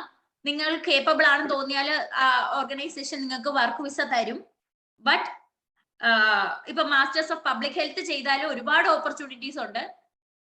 പക്ഷെ അതൊന്നും നിങ്ങളെ ഫാർമസിസ്റ്റ് ആക്കാൻ വേണ്ടിയിട്ടുള്ള ഓപ്പർച്യൂണിറ്റീസ് അല്ല. ഇപ്പൊ കാനഡയിലോട്ടൊക്കെ കുട്ടികൾ പോയിട്ട് അവിടെ ഫുഡ് ആൻഡ് സേഫ്റ്റി എന്നൊക്കെ പറഞ്ഞ കോഴ്സ് എടുക്കും. ഡ്രഗ് ഡിസൈൻ ഒക്കെ അവിടെയും ഉണ്ട്. അത് എടുത്തു കഴിഞ്ഞിട്ട് അവര് ഇൻഡസ്ട്രിയൽ രീതിയിലോട്ട് വർക്ക് ചെയ്യും. അല്ലെങ്കിൽ അവരുടെ മെയിൻ ഫീൽഡിൽ നിന്ന് അവർ ഡൈവേർട്ട് ചെയ്ത് പോകുന്നതായിട്ടാണ് നമ്മൾ കാണുന്നത്. കിട്ടുന്ന ഒരു ജോലിയിലോട്ട് കയറാം. പക്ഷെ ഓസ്പാപ്പിന്റെ ഒരു പ്രത്യേകത, നമുക്ക് ഒരു മെയിൻ ഫോക്കസ് ഉണ്ട്. എന്ത് ജോലിയാണ്, ഏത് വിസ ഏത് സമയത്ത് കിട്ടും, എപ്പോഴാണ് നമ്മൾ ജോലിക്ക് കയറുക എന്നുള്ള ഒരു കൃത്യമായ ഒരു ഡിഫൈൻഡ് ആയിട്ടുള്ള ഒരു ലൈൻ ഉണ്ട് നമുക്ക് ഓസ്പാപ്പ് ആണെന്നുണ്ടെങ്കിൽ. സോ ഈ കോഴ്സസ് ഒക്കെ നിങ്ങൾക്ക് ജസ്റ്റ് ഇവരുടെ ക്വാളിഫിക്കേഷൻസ്, ഇവരുടെ യൂണിവേഴ്സിറ്റീസ് പറയുന്ന ക്വാളിഫിക്കേഷൻസും ലാംഗ്വേജ് ഒക്കെ ഈ ഓസ്പാപ്പിന്റെ പോലെ എല്ലാത്തിനും 7 ഒന്നും വേണ്ട. ഈ കോഴ്സിലേക്ക് അഡ്മിഷൻ കിട്ടാൻ 6.5 6 ഒക്കെ മതി മിക്ക കോഴ്സുകളിലും. അങ്ങനെ നമുക്ക് ഈ കോഴ്സുകൾ ചെയ്യാം. 1 ഇയർ മാസ്റ്റേഴ്സ് എടുത്താൽ ഇപ്പൊ നിലവിലത്തെ നിയമം വെച്ച് ഇവിടെ 2 വർഷം പോസ്റ്റ് സ്റ്റേ ബാക്ക് ഉണ്ട്. ഓക്കെ, ഓസ്പാപ്പിന്റെ മറ്റൊരു പ്രത്യേകത, നമുക്ക് ഓസ്പാപ്പ് കഴിഞ്ഞ സ്റ്റേ ബാക്ക് പോലും ആവശ്യമില്ല എന്നുള്ളതാണ്. നമുക്ക് സ്റ്റേ ബാക്കിന്റെ പീരീഡിലല്ല, ഇപ്പൊ ഞാൻ ഓസ്പാപ്പ് കഴിഞ്ഞിട്ട് സ്റ്റേ ബാക്ക് പീരീഡിലല്ല നിൽക്കുന്നത്. എനിക്ക് എന്റെ പ്രീ രജിസ്ട്രേഷൻ ട്രെയിനിങ് ഫാർമസി തന്ന വർക്ക് വിസയിലാണ് നിൽക്കുന്നത്. സോ ഓസ്പാപ്പ് കഴിഞ്ഞാൽ നമുക്ക് വർക്ക് വിസ അഷ്വേർഡ് ആണ്. പക്ഷെ ഈ കോഴ്സുകളിൽ നമുക്ക് സ്റ്റേ ബാക്ക് പീരീഡിൽ നിന്ന് നമ്മുടെ ഒരു കഴിവിലാണ് നമ്മൾ വർക്ക് വിസ സീക്ക് ചെയ്യേണ്ടതും കണ്ടുപിടിക്കേണ്ടതും. ഓക്കെ, സോ ലാസ്റ്റിന്റെ പോയിന്റ് ഇതാണ്. നമ്മൾ BPharm കഴിഞ്ഞിട്ട് വൈ ഓസ്പാപ്പ് എന്ന് ചോദിച്ചാല്, the only way to become a pharmacist in UK ആണ് ഓസ്പാപ്പ്. വളരെ ഷോർട്ട് ആയിട്ടുള്ള ഒരു ടൈം ഫ്രെയിമില് നമുക്ക് നമ്മുടെ ഒരു ഡ്രീം ജോബ് കിട്ടുന്ന ഒരു പ്രോസസ് ആണ് ഓസ്പാപ്പ്. ഇപ്പൊ ഞാൻ വന്നത് ലാസ്റ്റ് സെപ്റ്റംബറിലാണ് ഞാൻ ഇവിടെ വന്നത്. ഓക്കെ, സോ ഈ ഒരു സെപ്റ്റംബർ ആവുന്നതിന് മുമ്പ് തന്നെ ഞാൻ ഇവിടെ ട്രെയിനി ഫാർമസിസ്റ്റ് ആയിട്ട് ജോലിക്ക് കയറി. ഞാൻ ഗ്രാജുവേറ്റ് ആവുന്നത് ജൂലൈ 15-നാണ്. ജൂലൈ 25-ന് ഞാൻ ജോലിക്ക് കയറി. ഓക്കെ, സോ ഞാൻ പാസ്സായി 10 ദിവസമാണ് ഞാൻ റെസ്റ്റ് എടുത്തത്. 10 ദിവസത്തിന് ശേഷം ഞാൻ ഇവിടെ ട്രെയിനി ഫാർമസിസ്റ്റ് ആയിട്ട് ജോലിക്ക് കയറി. എന്റെ കൊളീഗ്സിന്റെയും എക്സ്പീരിയൻസ് ഇത് തന്നെയാണ്. സോ വളരെ ഷോർട്ട് ആയിട്ടുള്ള ഒരു ടൈം ഫ്രെയിമില് നമുക്ക് സെറ്റിൽ ചെയ്യാൻ പറ്റും. നന്നായിട്ട് ആൾക്കാരെ റെക്കഗ്നൈസ് ചെയ്യുന്ന, റെസ്പെക്ട് ചെയ്യുന്ന ഒരു ജോലിയിലോട്ട് നമുക്ക് കയറാൻ പറ്റും എന്നുള്ളതാണ്. പിന്നെ work permit for you and spouse. Definitely നമ്മൾ ഓസ്പാപ്പ് ചെയ്യുമ്പോൾ സ്റ്റുഡന്റ് വിസയിൽ വരുമ്പോൾ തന്നെ നിങ്ങൾക്ക് സ്പൗസ് ഉണ്ടെങ്കിൽ സ്പൗസിനെയും കൊണ്ടുവരാം, ഡിപ്പെൻഡൻസിനൊക്കെ വിസ കിട്ടും, കുട്ടികൾ ഉണ്ടെങ്കിൽ കുട്ടികളെയും കൊണ്ടുവരാം. സോ ഫാമിലീസിനൊക്കെ ഫാർമസിസ്റ്റ് ആയിട്ടുള്ളവർക്ക് ഫാമിലീസിനൊക്കെ മൈഗ്രേറ്റ് ചെയ്യാൻ പറ്റുന്ന ഒരു വളരെ നല്ലൊരു പ്രോഗ്രാം ആണ്. സോ സ്റ്റുഡന്റ് ആയിട്ട് വരുമ്പോൾ തന്നെ നിങ്ങൾക്ക് ഹസ്ബൻഡിനെയും കുട്ടികളെയും ഉണ്ടെങ്കിൽ കൊണ്ടുവരാം. പിന്നെ നിങ്ങൾ പ്രീരജ് ഫാർമസിസ്റ്റ് ആകുമ്പോൾ നിങ്ങൾ വർക്ക് വിസയിലോട്ട് മാറുമല്ലോ. ആ വർക്ക് വിസയിലോട്ട് മാറുമ്പോൾ നിങ്ങളുടെ ഡിപ്പെൻഡന്റിന്റെയും കുട്ടികളുണ്ടെങ്കിൽ കുട്ടികളുടെ ഒക്കെ സ്റ്റേറ്റസ് മാറാണ്, അവരും വർക്ക് വിസയിലോട്ടുള്ള ഡിപ്പെൻഡൻസ് ആയിട്ട് മാറുകയാണ്. പിന്നെ സ്കോളർഷിപ്സ് ഓസ്പാപ്പിൽ നമുക്ക് അഡ്മിഷൻ കിട്ടുവാണെന്നുണ്ടെങ്കിൽ ഡിഫറെന്റ് സ്കോളർഷിപ്പ് യൂണിവേഴ്സിറ്റീസ് പ്രൊവൈഡ് ചെയ്യുന്നുണ്ട്. സണ്ടർലാൻഡ് യൂണിവേഴ്സിറ്റി തരുന്ന വളരെ നല്ലൊരു സ്കോളർഷിപ്പാണ് അക്കോമഡേഷൻ സ്കോളർഷിപ്പ്. അതായത് നമുക്ക് ഇവിടെ അക്കോമഡേഷൻ ഫ്രീ ആണ്. ഓസ്പാപ്പിന് ജോയിൻ ചെയ്യുവാണെങ്കിൽ എലിജിബിൾ ആകുന്ന കുറച്ചധികം കുട്ടികൾക്ക്, എല്ലാവർക്കും അവർ ഈ സ്കോളർഷിപ്പ് കൊടുക്കുന്നില്ല. യൂണിവേഴ്സിറ്റിയുമായിട്ട് കോൺടാക്ട് ചെയ്യുവാണെങ്കിൽ ശ്രമിച്ചാൽ നമുക്ക് അക്കോമഡേഷൻ സ്കോളർഷിപ്പ് കിട്ടും. യൂണിവേഴ്സിറ്റിയുടെ അക്കോമഡേഷനിൽ നമുക്ക് 1 ഇയർ ആ കോഴ്സ് തീരുന്നത് വരെ ഫ്രീ ആയിട്ട് താമസിക്കാൻ പറ്റും. UK അല്ലെങ്കിൽ കാനഡ അങ്ങനെ വിദേശത്തോട്ടൊക്കെ പോകുമ്പോൾ നമ്മുടെ ഏറ്റവും നമ്മൾ ബോധർ ചെയ്യുന്ന ഒരു എക്സ്പെൻസ് എന്ന് പറയുന്നത് അക്കോമഡേഷന്റെ എക്സ്പെൻസ് ആണ്. റൂമിന് റെന്റ് കൊടുക്കുക എന്നുള്ളതാണ് നമുക്ക് ഫീസ് കഴിഞ്ഞാൽ, യൂണിവേഴ്സിറ്റിയുടെ ഒക്കെ ഫീസ് കഴിഞ്ഞാൽ പിന്നെ നമ്മളെ ബോധർ ചെയ്യിക്കുന്ന ഒരു കാര്യം ഇതാണ്. പക്ഷെ അക്കോമഡേഷൻ ഇവിടെ സ്കോളർഷിപ്പ് കിട്ടുന്നുണ്ട്. സോ അത് വളരെ നല്ലൊരു കാര്യമാണ്. പിന്നെ ആസ്റ്റൺ യൂണിവേഴ്സിറ്റിയിലൊക്കെ അറൌണ്ട് 3 lakh 4 lakh 3 lakh വരെയൊക്കെ ഫീസ് റിഡക്ഷൻ കൊടുക്കുന്നുണ്ട്. സ്കോളർഷിപ്പ് പല സ്കോളർഷിപ്പ് പ്രോഗ്രാമിൽ കൂടെ 3 lakh വരെയൊക്കെ ഫീസ് റിഡക്ഷൻ ഉണ്ട്. പിന്നെ നെക്സ്റ്റ് ഒരു പോസിറ്റീവ് എന്ന് പറയുന്നത് PR പോസിബിലിറ്റി ആണ്. നമ്മള് ആസ് സൂൺ നമുക്ക് ടയർ 2 കയറാം. ടയർ 2 എന്ന് പറയുന്ന വർക്ക് വിസയാണ്. അപ്പം നമ്മൾ പഠിച്ചു കഴിഞ്ഞാല് പാസ്സായി തൊട്ടടുത്ത ദിവസം നമുക്ക് വർക്ക് വിസയിലോട്ട് കയറാൻ പറ്റുന്ന ഒരു രീതിയിലാണ് ഈ ഓസ്പാപ്പിന്റെ ഒരു ഡിമാൻഡ്. അതുകൊണ്ട് നമ്മൾ ആസ് സൂൺ വർക്ക് വിസയിലോട്ട് കയറുവാണ്. സോ 5 വർഷം ഇവിടെ വർക്ക് വിസയിലായി കഴിഞ്ഞാൽ നമ്മൾ സ്ട്രേറ്റ് അവേ ഇവിടെ PR പോവാണ്. പിന്നെ മോസ്റ്റ് അട്രാക്റ്റീവ് ആയിട്ടുള്ള മറ്റൊരു കാര്യം ഡെഫിനറ്റ്ലി സാലറി ആണ്. നമുക്ക് നമ്മുടെ റിക്വയർമെന്റ്സ് മീറ്റ് ചെയ്യാൻ പറ്റുന്ന രീതിയിലുള്ള ഒരു സാലറി നമുക്ക് പ്രീറജ് പീരീഡിൽ തന്നെ കിട്ടും. വൺസ് ഫാർമസിസ്റ്റ് ആയി കഴിഞ്ഞാൽ ഇവിടെ വളരെ വളരെ നല്ല റെമ്യൂണറേഷൻ ആണ് ഫാർമസിസ്റ്റുകൾക്കുള്ളത്. നഴ്സുമാരെക്കാട്ടിയൊക്കെ മുകളിലാണ് ഇവിടുത്തെ ഫാർമസിസ്റ്റിന്റെ ബാൻഡ്, പേയ്മെന്റ് ബാൻഡ് സ്റ്റാർട്ട് ചെയ്യുന്നത് തന്നെ നഴ്സിങ്ങിനെ കാട്ടിയൊക്കെ മുകളിലാണ്. സോ നമ്മളെ ഫാർമസിസ്റ്റുകളെ ഇവിടെ UK പ്ലേസ് ചെയ്തേക്കുന്നത് കുറച്ച് നമ്മൾ എന്റെ എക്സ്പെക്ടേഷൻസിന്റെ ഒരു കുഴപ്പമാണെന്ന് അറിയില്ല. ഞാൻ എക്സ്പെക്ട് ചെയ്യുന്നതിനും വളരെ വലിയൊരു രീതിയിലാണ് ഇവിടെ ഫാർമസിസ്റ്റ് എന്ന് പറയുന്ന ഒരു ജോലി പ്ലേസ് ചെയ്തേക്കുന്നത്. ഫാർമസിസ്റ്റ് ആയി വൺസ് രജിസ്റ്റർ ആയി കഴിയുമ്പോൾ തന്നെ നമുക്ക് നല്ല സാലറിയാണ് ബിഗിനേഴ്സിന് തന്നെ കിട്ടുന്നത്. സോ അതും ഒരു ഫാക്ടറാണ്. പിന്നെ ഈസി വിസ, സ്റ്റുഡന്റ് വിസ കിട്ടാനും എളുപ്പമാണ്, വർക്ക് വിസ കിട്ടാനും എളുപ്പമാണ്. സോ നമ്മള് റിസ്ക് ഫാക്ടർ എന്ന് ചിന്തിക്കുന്ന കാര്യങ്ങളെല്ലാം തന്നെ once we start with OSPAP and once we finish it successfully അതൊന്നും നമ്മുടെ മുമ്പിൽ ഇല്ല.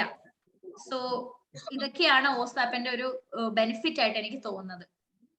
സോ ഇത്രയുമാണ് എനിക്ക് ഓസ്പാപ്പിനെ പറ്റി പറയാനുള്ളത്. ഇനി നിങ്ങൾക്ക് എന്താണ് ഡൗട്ട് എന്നുള്ളതാണ് അറിയേണ്ടത്. സോ ഈ പറയുന്ന ഫാക്ടേഴ്സ് ആണ് ഞാന് നിങ്ങൾക്ക് ഡൗട്ട് ആയിട്ടുള്ള ഭാഗങ്ങളായിട്ട് തോന്നുന്നത്. Visa, expenses. സോ ഇതിനെ പറ്റിയിട്ടൊക്കെ എന്തെങ്കിലും നിങ്ങൾക്ക് ഡൗട്ട് ഉണ്ടെങ്കിൽ ഇപ്പൊ ചോദിക്കാം. We will interact. So don't hesitate for asking.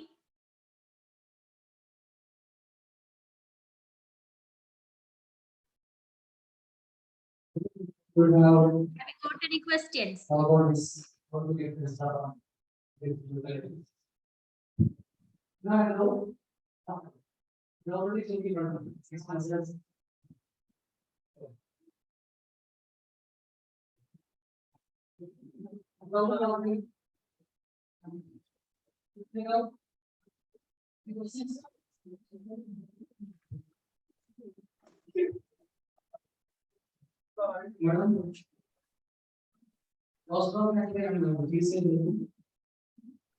ഓസ്കാപ്പിന് fees വരുന്നത് ഇപ്പം PG ഡിപ്ലോമയ്ക്കാണ് നമ്മൾ ജോയിൻ ചെയ്യുന്നതെങ്കിൽ അറൌണ്ട് 9 lakh ആണ് സണ്ടർലാൻഡ് യൂണിവേഴ്സിറ്റിയുടെ ഫീസ് വരുന്നത്. സണ്ടർലാൻഡ് യൂണിവേഴ്സിറ്റിയിലാണ് ഏറ്റവും കുറവ് ഫീസ് ഉള്ളത്.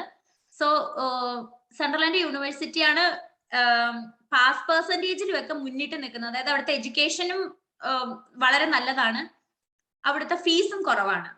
സോ രജിസ്ട്രേഷൻ ചെയ്യുന്ന എക്സാമുകളിൽ ഏറ്റവും ടോപ്പിൽ വരുന്നത് സണ്ടർലാൻഡ് യൂണിവേഴ്സിറ്റി എന്നുള്ള സ്റ്റുഡൻസ് ആണ്. അവിടെ ഫീസും കുറവാണ്. അത് PG ഡിപ്ലോമയ്ക്ക് 9 lakh ആണ് അറൌണ്ട് വരുന്നത്. ആൻഡ് വേറൊരു ഗുണം എന്ന് പറയുന്നത് നമുക്ക് പകുതി കൊടുത്തിട്ട് വരാൻ പറ്റും. സോ ഈ 9 lakh നമ്മൾ നാട്ടിൽ നിന്ന് പേ ചെയ്യണമെന്നില്ല. അറൌണ്ട് 6 lakh ഒക്കെ പേ ചെയ്താൽ നമുക്ക് അഡ്മിഷൻ സെക്യൂർഡ് ആവും. ബാക്കി നമ്മൾ ഇവിടെ വന്നതിന് ശേഷം ലൈക് കോഴ്സ് സ്റ്റാർട്ട് ചെയ്യുന്നത് സെപ്റ്റംബറിലാണ്. സോ ഞാൻ വന്നത് സെപ്റ്റംബറിൽ ഞാൻ ഏകദേശം ഒരു 6.5 lakh പേയ്മെന്റ് ചെയ്തിട്ടാണ് അഡ്മിഷൻ സെക്യൂർഡ് ആയിട്ട് വന്നത്. അതിനുശേഷം ഇവിടെ വന്നതിന് ശേഷമാണ് ഞാൻ ബാക്കി ഫീസ് 9 lakh ആണ് ടോട്ടൽ വരുന്നത്. ബാക്കി ഫീസ് പിന്നീടാണ് അടച്ചത്. നമുക്ക് ഡെഫിനറ്റ്ലി അതൊക്കെ വിചാരിച്ച പേ ചെയ്യാൻ പറ്റും. ഞാൻ ആ ഫീസ് പേ ചെയ്ത് ഇവിടെ പാർട്ട് ടൈം ചെയ്താണ് ഞാൻ ആ ഫീസ് മീറ്റ് ചെയ്യാൻ വേണ്ടിയിട്ട് എനിക്ക് പറ്റും.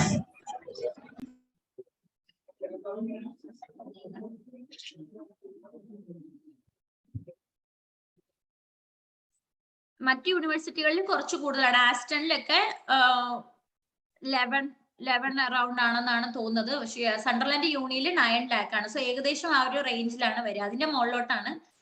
ബട്ട് സ്റ്റിൽ നമുക്ക് സണ്ടർലാൻഡിലൊക്കെ പകുതി കൊടുത്ത് വരാൻ പറ്റും. ആൻഡ് ബാക്കി നമുക്ക് ഇവിടെ സ്റ്റുഡന്റ് ആയിട്ട് വരുമ്പോൾ തന്നെ നമുക്ക് വർക്ക് ചെയ്യാം. പ്രീ രജിസ്റ്റർ ട്രെയിനിങ് വരെ വെയിറ്റ് ചെയ്യേണ്ട കാര്യമില്ല. സ്റ്റുഡന്റ് ആയിട്ട് വരുമ്പോൾ നമുക്ക് സ്റ്റുഡന്റ് വിസയില് പെർ വീക്ക് 20 hours വർക്ക് ചെയ്യാനുള്ള പ്രൊവിഷൻ ഉണ്ട്. ആ 20 hours നമുക്ക് വർക്ക് ചെയ്യാൻ പറ്റും. കാരണം യൂണിവേഴ്സിറ്റിയിൽ 3 ദിവസമേ ക്ലാസ് ഉണ്ടാവുള്ളൂ. ബാക്കി ആഴ്ചയിൽ 4 ദിവസം നമ്മൾ ഫ്രീ ആണ്. അതിൽ നമുക്ക് 2 ദിവസം വർക്കിന് പോവാം. മീൻസ് 20 hours ആണ് നമ്മുടെ വർക്ക്. അപ്പൊ 10 മണിക്കൂർ വെച്ച് ജോലിയാണെങ്കിൽ 2 ദിവസം ജോലിക്ക് പോവാം. അതിനുശേഷവും നമുക്ക് 2 ദിവസം ഫ്രീ കിട്ടും, 1 ദിവസം ഫ്രീ കിട്ടും. സോ പാർട്ട് ടൈം ചെയ്ത് നമുക്ക് കുറച്ചൊക്കെ നമ്മുടെ എക്സ്പെൻസ് മീറ്റ് ചെയ്യാനും പറ്റും.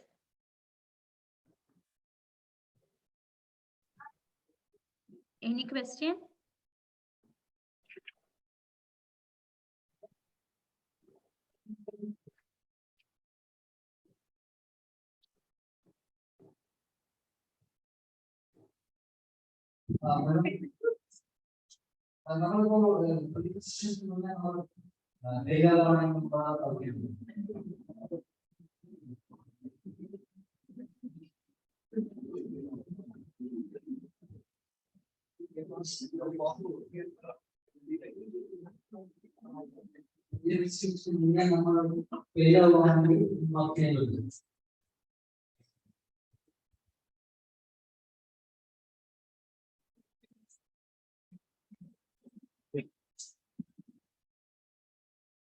രജിസ്ട്രേഷന് മുന്നേ നമ്മൾ ഫെയിൽ ആയി കഴിഞ്ഞാൽ നമുക്ക് വർക്ക് ചെയ്യാൻ പറ്റും. പ്രീ രജിസ്ട്രേഷന് മുമ്പേ നമ്മൾ ഫെയിൽ ആയി കഴിഞ്ഞാല് നമുക്ക് യൂണിവേഴ്സിറ്റി ഒരു ചാൻസും കൂടെ തരുന്നുണ്ട് എക്സാമിന് സിറ്റ് ചെയ്യാൻ വേണ്ടിയിട്ട്. നമ്മുടെ വിസയൊന്നും പോകുന്നില്ല. നമുക്ക് ഒരു സിറ്റിനും കൂടെ ഉള്ള ഒരു സ്കോപ്പ് എന്തായാലും ഉണ്ട്. സോ ഇപ്പൊ ജൂണിലാണ് എക്സാം മെയ് ജൂൺ സമയത്താണ് എക്സാം നടക്കുന്നത്. അപ്പൊ നമ്മൾ പ്രീ രജിസ്ട്രേഷന് മുമ്പ് യൂണിവേഴ്സിറ്റിയുടെ എക്സാം ഫെയിൽ ആയി. എപ്പോഴും അതിനുള്ളൊരു സാധ്യതയുണ്ട്. ആ ചോദ്യം നമുക്ക് തള്ളിക്കളയാൻ പറ്റത്തില്ല. വളരെ ന്യായമായിട്ടുള്ളൊരു ചോദ്യമാണ്. സോ അങ്ങനെ ഒരു സിനാരിയോ നടക്കുവാണെന്നുണ്ടെങ്കിൽ ഒരു സിറ്റിനും കൂടെ യൂണിവേഴ്സിറ്റി നമുക്ക് സമയം തരുന്നുണ്ട്. ഒരു തവണയും കൂടെ നമുക്ക് എഴുതാം. സോ ആ പോയ മൊഡ്യൂള് 2 മൊഡ്യൂളാണ്. മൊത്തത്തിൽ പറഞ്ഞ സണ്ടർലാൻഡ് യൂണിയിൽ 6 എക്സാം ആയിരുന്നു ഉണ്ടായിരുന്നത്. സോ ഈ 6 എക്സാമിൽ ഏതെങ്കിലും നമ്മൾ പോവുകയാണെന്നുണ്ടെങ്കിൽ നമുക്ക് ഈ 6 എക്സാം എന്ന് പറയുന്ന 2 മൊഡ്യൂളുകളിലായിട്ടാണ് നടക്കുന്നത്. അപ്പം ഏത് മൊഡ്യൂളിലാണോ ഫെയിൽ ആയത് ആ മൊഡ്യൂളിന്റെ കംപ്ലീറ്റ് ഉള്ള എക്സാം നമ്മൾ പിന്നീട് ഒരു 3 മാസത്തിനുള്ളിൽ എഴുതിയെടുക്കാം. അപ്പൊ ഒരു അവസരം കൂടെ ഉണ്ട് നമുക്ക്. അതിനുശേഷം പ്രീ രജിന് കയറിയാൽ മതി. സോ നമുക്ക് ഇതിനു മുമ്പ് ഓഫർ കിട്ടിയെങ്കിൽ പ്രീ രജിന് ഓഫർ തന്നവരെ അറിയിക്കുക, ഞാൻ എക്സാമിന് ഫെയിൽ ആയി. സോ പ്രീ രജ് പീരീഡ് ഞാൻ ലേറ്റ് ആയിട്ടായിരിക്കും സ്റ്റാർട്ട് ചെയ്യുക. അപ്പം നമ്മൾ കോൺട്രാക്റ്റിൽ എക്സ്പെക്ട് ചെയ്ത ഒരു സമയത്ത് സ്റ്റാർട്ട് ചെയ്യാൻ പറ്റില്ല, കുറച്ച് ലേറ്റ് ആയിട്ടായിരിക്കും എക്സ്പെക്ട് ചെയ്യുക സ്റ്റാർട്ട് ചെയ്യാന്ന് അവരെ അറിയിക്കുക, ഒന്നുകൂടെ എക്സാം എഴുതുക, കംപ്ലീറ്റ് ചെയ്യുക, എന്നിട്ട് പ്രീ രജ് ചെയ്യുക. ഞാൻ വേറൊരു ചോദ്യം കൂടെ ഞാൻ തന്നെ പറയാം. എന്നിട്ടും ഫെയിൽ ആവുകയാണെങ്കിൽ എന്താ ചെയ്യുക? രണ്ടാമത് നമ്മൾ എഴുതി, രണ്ടാമത് നമുക്ക് ഫെയിൽ ആണ് വരുന്നതെന്നുണ്ടെങ്കിൽ നമ്മള് ഇപ്പൊ സെൻട്രൽ യൂണിയുടെ ഒരു ഇത് വെച്ചിട്ടാണെങ്കിൽ നമ്മൾ വീണ്ടും ആ കോഴ്സിൽ എൻറോൾ ചെയ്ത് വീണ്ടും ഒരു വർഷം 9 മാസം പിന്നെയും പഠിച്ച് എഴുതണം. ഓക്കെ, സോ അതാണ് മാർഗം. അല്ലെങ്കിൽ നിങ്ങൾ പിന്നെ ഇപ്പൊ UK ഉള്ളത് കൊണ്ട് വേറെ ഏതെങ്കിലും വിസ സംഘടിപ്പിക്കാനോ പിന്നെ ഓസ്പാപ്പ് ട്രൈ ചെയ്യുന്നില്ല എന്നുള്ള രീതിയിൽ. പക്ഷെ ഒരിക്കലും ആരും അങ്ങനെ ചെയ്യില്ല. ഓസ്പാപ്പിന് വന്ന് ഇത്രയും ഇവിടം വരെ എത്തിയ സ്ഥിതിക്ക് അവർ വീണ്ടും ആ മൊഡ്യൂൾ അങ്ങനെ ചെയ്യുന്ന ഒരാളെ എനിക്കറിയാം. അതുകൊണ്ടാണ് പറയുന്നത്. സോ നമ്മൾ ഒരു തവണ എഴുതി കിട്ടിയില്ല, രണ്ടാമത്തെ തവണ എഴുതി കിട്ടിയില്ലെങ്കിൽ വീണ്ടും ഈ കോഴ്സിന് എൻറോൾ ചെയ്ത് 9 months കംപ്ലീറ്റ് ചെയ്ത് പിന്നെ എഴുതുക എന്നുള്ളതേ ഉള്ളൂ. Is it clear?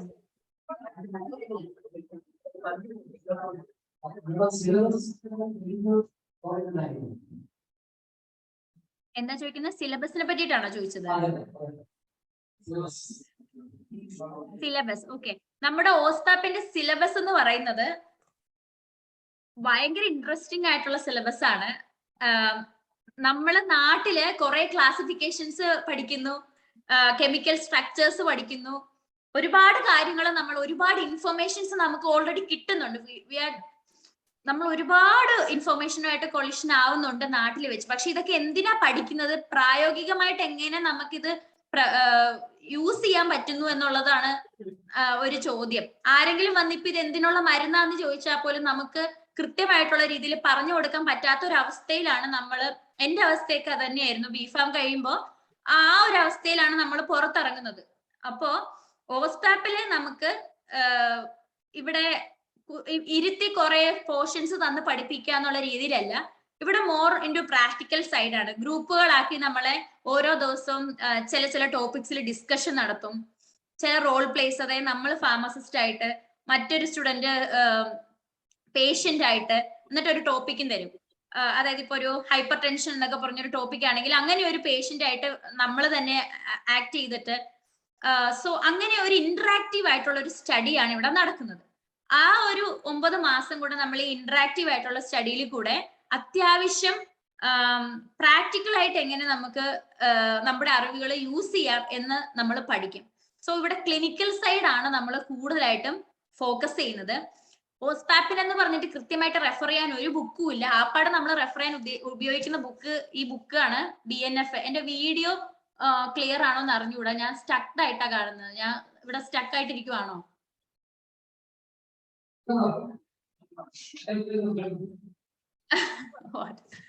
Okay, so BNF ഇവിടുത്തെ ബ്രിട്ടീഷ് നാഷണൽ ഫോർമുലറി ആണ് നമ്മൾ ബേസ് ആയിട്ട് ദ ബൈബിൾ ഓഫ് ഓസ്പാപ്പ് ആയിട്ട് നമ്മൾ യൂസ് ചെയ്യുന്നത്. നമുക്ക് എന്ത് ഡൗട്ട് ഉണ്ടെങ്കിലും നമ്മൾ ഈ ഒരു BNF യൂസ് ചെയ്തിട്ടാണ് നമ്മൾ ക്ലിയർ ചെയ്യുന്നത്, ഓരോ ഡ്രഗിനെ കുറിച്ച് പഠിക്കുന്നത്. പിന്നെ ഇവിടെ പ്രാക്ടിക്കൽ ഡിസ്പെൻസറി ലാബുകളുണ്ട് എല്ലാ വീക്കിലും. സോ 3 ദിവസം ക്ലാസ്സിൽ ഒരു ദിവസം എന്ന് പറയുന്നത് പ്രാക്ടിക്കൽ ആണ്. അതില് നമ്മള് ഒരു ഫാർമസിയിൽ പോയാൽ എങ്ങനെയാണെന്നുള്ളത് തന്നെ നമ്മുടെ കോളേജിന്റെ ഉള്ളിൽ അങ്ങനെ ഒരു സെറ്റപ്പ് ഉണ്ട്. ഒരു ഫാർമസി സെറ്റ് ചെയ്തിട്ടുണ്ട് അവര്. സോ അവിടെ പ്രാക്ടിക്കൽ ആയിട്ട് ചെയ്യേണ്ട കാര്യങ്ങളും പഠിക്കും. പിന്നെ അടുത്ത തിയറി എക്സാം ലോ ആണ്. UK-യുടെ എല്ലാ റെഗുലേഷൻസും ആണ് നമ്മൾ പഠിക്കുന്നത്. അത് ആർക്കും അറിയത്തില്ല. ഇപ്പൊ ഈ ഓസ്പാപ്പിന് വന്നിരിക്കുന്ന ഇപ്പൊ ആഫ്രിക്കയിൽ നിന്നും ഈജിപ്തിൽ നിന്നും ഇറാഖിൽ നിന്നും ലെബനോണിൽ നിന്നും ഒക്കെ സ്റ്റുഡൻസ് ഉണ്ട്. അവർക്ക് ആർക്കും ഇപ്പൊ UK-യുടെ ലോ അറിയത്തില്ല, നമുക്കും അറിയത്തില്ല. സോ നമ്മളെല്ലാം ഒന്നേന്ന് UK-യുടെ ലോ പഠിക്കും. അങ്ങനെ ഒരു മൊഡ്യൂൾ ഉണ്ട്. സോ ക്ലിനിക്കൽ സ്കിൽസ് ഡെവലപ്പ് ചെയ്യുക നാട്ടിൽ നിന്ന് തന്നെ. മരുന്നുകളുടെ ക്ലാസിഫിക്കേഷൻ, അത് എന്തിനാണ്, അതിന്റെ സൈഡ് എഫക്ട്സ്, ഈ ഒരു കാര്യങ്ങളെ കുറിച്ചിട്ടൊക്കെ അത്യാവശ്യം ഒരു നോളജ് വേണം. ഇന്ന ഡ്രഗ് ഇന്ന ഡ്രഗിന്റെ കൂടെ കൊടുക്കാൻ പാടില്ല. ഓക്കെ, ഇപ്പം അംലോഡിപ്പിനും സിംവാസ്റ്റാറ്റിനും കൂടെ കൊടുക്കുമ്പോൾ സിംവാസ്റ്റാറ്റിന്റെ ഡോസ് മിനിമം ആയിരിക്കണം, 20 mg ആയിരിക്കണം, 20 mg കൂടാൻ പാടില്ല. സോ ഇങ്ങനെയുള്ള കാര്യങ്ങളൊക്കെ ഉണ്ട്. അതൊക്കെ നമ്മൾ ഇവിടെ വന്ന് ഓസ്പാപ്പിൽ കൂടെ നമ്മളത് അത്രയൊരു അറിവിലോട്ട്